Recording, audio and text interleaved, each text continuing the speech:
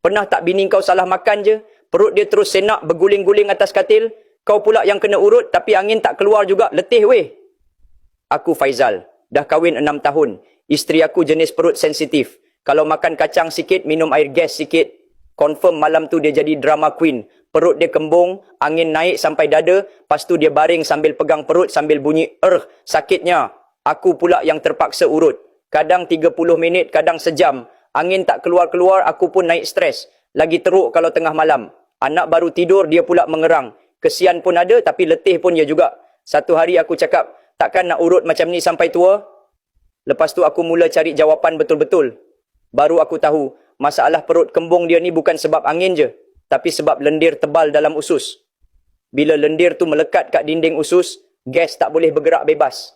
Tu yang jadi perut keras, senak, susah nak keluar angin. Lepas tu aku jumpa satu bahan ni, lendir raja. Aku ingat nama pelik je. Tapi bila aku baca kajian dari pelajar master kat UPM, baru aku faham. Lendir raja ni bantu cuci lendir degil dalam usus. Dia bertindak macam pencuci sistem penghadaman. Bila lendir dah keluar, gas pun lancar. Perut tak sempit, angin mudah keluar. Sekarang isteri aku amalkan kapsul lendir raja.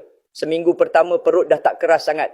Dah tak perlu aku urut lama-lama. Minggu kedua, dia siap boleh makan sikit-sikit makanan berangin tanpa rasa macam nak berguling. Masuk minggu ketiga, tidur malam tenang, rumah pun aman. Aku letak link kat beg kuning bawah ni. Kalau kau ada isteri, mak, adik-beradik yang selalu kena perut kembung sebab salah makan, jangan tunggu sampai kena urut tengah malam baru nak cari jalan keluar. Kapsul lendir raja ni mungkin benda yang kau patut cuba dari awal.